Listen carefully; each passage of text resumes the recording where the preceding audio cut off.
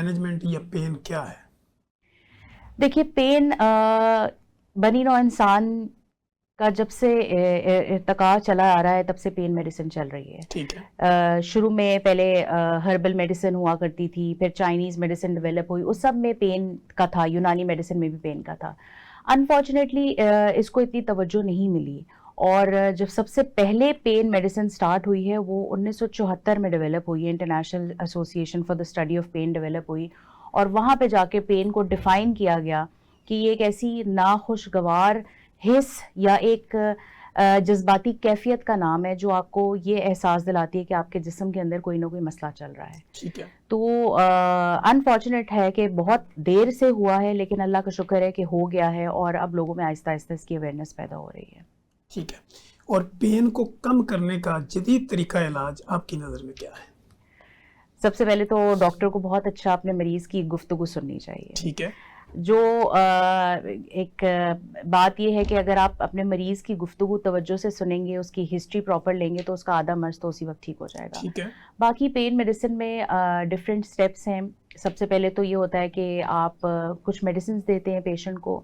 اگر میڈیسن سے نہ فرق پڑے تو اب کیونکہ جدید پین میڈیسن میں بھی آگے کافی جدت آ گئی ہے, تو اس میں یہ ہوتا ہے کہ پھر ہم نرو بلاکس کی طرف جاتے ہیں کہ پیشنٹ کا جہاں سے پین اوریجنیٹ ہو رہا ہوتا ہے وہاں پہ الٹرا ساؤنڈ یا پھر فلوروسکوپی کی مدد سے انڈر ویژن اس جگہ پہ ہم انجیکشن لگاتے ہیں جہاں سے پین اوریجنیٹ ہو رہا ہوتا ہے. اس کا فائدہ یہ ہوتا ہے کہ مریض جو ہے دوائیاں جو مسلسل کھا کھا کے اس کا معدہ, جگر اور گردے خراب ہو چکے ہوتے ہیں, اس سے اس کی جان چھوٹ جاتی ہے. ٹھیک ہو گیا. اچھا ڈاکٹر صاحب, how do we manage the pain, کہ اگر ہم پین کو مینج کرنا چاہیں اورل میڈیکیشن کے علاوہ انجیکٹیبل پہ, تو وہ کون کون سی ایسی پین ہے جو مینج کی جا سکتی؟ مختلف جگہوں کے پین کو مختلف طریقے سے مینج کیا جاتا ہے. جیسے فار ایگزامپل اگر مریض کو ہیڈ ایک ہے اور اس کو دوائیوں سے ٹھیک نہیں ہو رہا, تو اس میں ہم پھر نرو بلاکس ہوتے ہیں, اس ایریا پہ نرو بلاکس لگائے جاتے ہیں. نرو بلاکس میں بھی ہمارے پاس کچھ ٹائپس ہوتی ہیں, جیسے ہیڈ ایک کے لیے ہم یا تو اس کو میڈیکیشن دیں گے, اس سے نہ ہو تو ہم بوٹولینم ٹاکسن ہوتا ہے جسے بوٹاکس بھی کہا جاتا ہے, وہ دیتے ہیں. اس سے بھی نہ ہو تو ہم RFA کی طرف جاتے ہیں, ریڈیو فریکوینسی ایبلیشن, جس میں ہوتا یہ ہے کہ ہم ہیٹ پرووائڈ کرتے ہیں اس ایریا پہ جہاں سے جس نرو سے وہ اوریجنیٹ ہو رہا ہوتا ہے, اس ایریا کو جلا دیا جاتا ہے. وہ جلنے کا مطلب یہ نہیں ہے کہ کوئی خدا نہ خواستہ ختم نہیں کیا جاتا, وہ ایسے ہی اس کو اتنی ٹیمپریچر پرووائڈ کیا جاتا ہے جس کی وجہ سے اس کے پین جنریٹرز جل جاتے ہیں, اور وہاں پہ پھر مزید پین نہیں ہوتا پیشنٹ کو. اسی طرح مختلف ایریاز کے پین کا مختلف علاج ہوتا ہے. جیسے ہم اسپائن کے پینز میں پیشنٹ کو ٹرانسفارمینل ایپیڈیورل انجیکشنز لگاتے ہیں, کارڈل ایپیڈیورلز لگتے ہیں, فیسٹ جوائنٹ انجیکشنز لگتے ہیں. اس میں بھی یہی ہوتا ہے کہ الٹرا ساؤنڈ کے تھرو یا پھر فلوروسکوپک جو ایکس رے ہوتا ہے اس کے تھرو ان کو انجیکشن لگتے ہیں. اگر انجیکشن سے آرام نہ آئے تو پھر ہم وہاں پہ ریڈیو فریکوینسی ایبلیشن کرتے ہیں. ٹھیک ہے.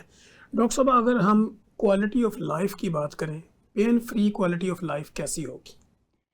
دیکھیے پین میڈیسن سے اگر کوئی انسان یہ سمجھے کہ اس کو 100% آرام آئے گا, تو 100% آرام نہیں آتا. ٹھیک ہے. ہمارا ایم یہ ہوتا ہے کہ پیشنٹ کی جو موبلٹی ہے, اس کی جو روزمرہ کی نقل و حرکت ہے, روزمرہ کے جو کام ہیں, وہ اپنے معمول کے مطابق کر سکے. اس میں ہم اس کا 60 to 70% پین کم کرتے ہیں, اور ساتھ میں ہی پیشنٹ کو یہ ایڈوائز کیا جاتا ہے کہ وہ فزیو تھراپی ضرور کرے. پین اسپیشلسٹ کا فزیو تھراپسٹ کے ساتھ چولی دامن کا ساتھ ہوتا ہے. Unless and until patient physio therapy نہیں کرے گا تو میں اس کو جتنی بھی پین کی دوائیاں دے دوں وہ ایک وقت کے بعد اثر کرنا چھوڑ دیں گی. فزیو تھراپی کا مقصد کیا ہوتا ہے کہ وہ اپنے جوڑوں میں, اپنے پٹھوں میں حرکت پیدا کرے, اور ہمارا کام کیا ہوتا ہے کہ ہم اس کا پین کم کریں. یہ دونوں جب ملتے ہیں تو پیشنٹ پین فری لائف گزارنے کے قابل ہوتا ہے, وہ موبائل ہو جاتا ہے, وہ اپنی روزمرہ کی ایکٹیویٹیز پراپر طریقے سے کر پاتا ہے, اور جس شدت درد کی جو شدت تھی اس کی وہ 60 to 70 بلکہ بعض اوقات میں 80 to 90% بھی کم ہو جاتا ہے. ٹھیک. ڈاکٹر صاحب, اگر کوئی بندہ یہ سمجھنا چاہے کہ ٹائپس آف پین جو ٹریٹ کی جاتی ہیں اینستھیزیا کے انڈر یا پین مینجمنٹ میں, تو وہ کون کون سی پین ہو سکتی ہے؟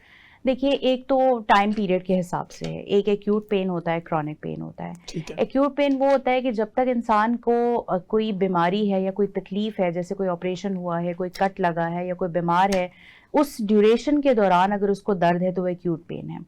کرونک پین یہ ہوتا ہے کہ جب آپ کے درد کو 3 مہینے سے زیادہ گزر جائیں یا وہ ٹائم پیریڈ جس میں آپ کا وہ زخم یا آپ کی وہ چوٹ یا وہ جو تکلیف تھی وہ ہیل ہونا تھا، وہ ختم ہونا تھا، اس کے بعد جو ٹائم پیریڈ کے میں درد ہوتا ہے اس کو کرونک پین کہا جاتا ہے. ٹھیک ہے. یہ تو آپ کے ٹائم پیریڈ کے حساب سے ہو گیا.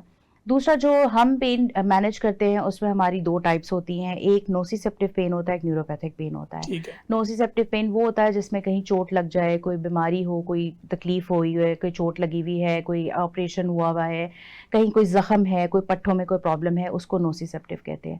نیوروپیتھک پین وہ ہوتا ہے جو نروز کا پین ہوتا ہے، کہ کہیں پہ انسان کی کوئی نرو میں کوئی پرابلم آ گئی ہے، اس کی وجہ سے اگر کوئی پین جنریٹ ہو رہا ہے تو نیوروپیتھک پین ہوتا ہے. اور دونوں کے طریقہ علاج میں فرق ہوتا ہے. ٹھیک ہے.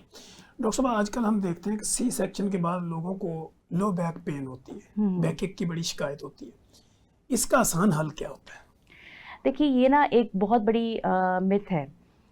خاص طور پہ وہ لوگ جن کو سی سیکشن ہو اور اسپائنل انیستھیزیا لگا ہو یا کمر میں پیچھے ٹیکا لگا ہوتا ہے، ان کا یہ خیال ہوتا ہے کہ اس کمر کے ٹیکے کے باعث ہمیں یہ بعد میں جو پرولونگ بیک پین ہے یہ سٹارٹ ہو گیا ہے.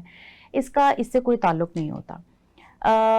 کچھ 5 to 6% یا 5 to 10% میں آپ کہیں کہ اس کا ریلیشن شپ ہو سکتا ہے کہ اگر پراپر ٹیکنیک استعمال نہیں کی گئی تب وہ ہو سکتا ہے.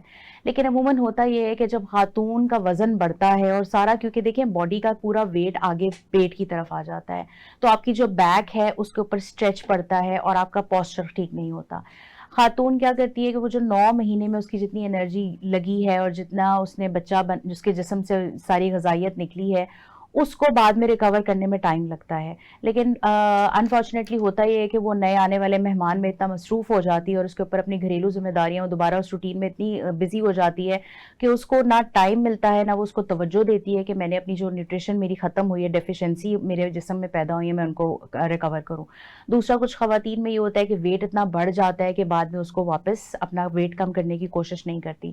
ان ساری وجوہات کی وجہ سے وہ پین ہوتا ہے. اس کا بظاہر بہت کم چانسز ہوتے ہیں کہ وہ اسپائنل انیستھیزیا کی وجہ سے ہوا ہے. وہ ایک متھ ہے اور ہم بڑا کوشش کرتے ہیں کہ لوگوں میں اویئرنیس پیدا کریں اس کی، لیکن اب آہستہ آہستہ لوگوں کو پتہ چل رہا ہے کہ اسپائنل انیستھیزیا کی وجہ سے یہ نہیں ہوتا. ٹھیک ہے.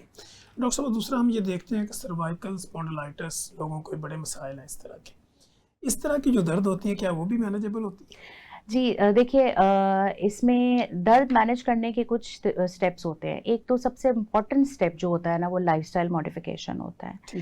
انلیس اینڈ انٹل آپ جو وجوہات ہیں جن کی وجہ سے آپ کو وہ پرابلمس پیدا ہوئی ہیں وہ اپنی زندگی سے نہیں ختم کریں گے تو وہ آپ کا جتنی دوائیاں لے لیں، جتنی ٹریٹمنٹ کر لیں، اس کا کوئی فرق نہیں، فائدہ نہیں ہونا. جیسے آج کل جو ہماری جنریشن ہے، ینگ جنریشن خاص طور پہ، اب تو آپ یقین کریں کہ سروائکل جو پین ہے، نیک پین ہے، یہ چھوٹے چھوٹے بچوں میں ہونے لگ گیا ہے. 15 سال کے، 20 25 سال کے بچے آتے ہیں. ریزن کیا ہے؟ موبائل. کہ وہ اپنا پوسچر ٹھیک نہیں رکھتے، نیک سٹریٹ رکھنی ہوتی ہے، آپ نے اپنے سامنے رکھ کے پڑھنا ہے، لیکن پرابلم کیا ہے کہ وہ موبائل نیچے اینگل دیا ہوا ہے، وہ سارا وزن آپ کی اس گردن کے اوپر موروں پہ پڑتا ہے جس کی وجہ سے آپ کی گردن کے مورے خراب ہوتے ہیں. تو سب سے پہلے تو لائف سٹائل ماڈیفیکیشن ضروری ہے. اس کے بعد یہ ہے کہ آپ جو ہمارے بچوں میں آج کل کے جو نئی جنریشن ہے اس میں پرابلم یہ ہے کہ نیوٹریشن ڈیفیشنسیز بہت زیادہ ہو گئی ہیں. اچھی خوراک نہیں لینی، دودھ کا استعمال نہیں کرنا، سن لائٹ میں نہیں جانا جس کی وجہ سے وائٹامن ڈی کی ڈیفیشنسی ہو جاتی ہے. تو وہ خوراک کی جو ہے نا وہ پراپر ہونی چاہیے.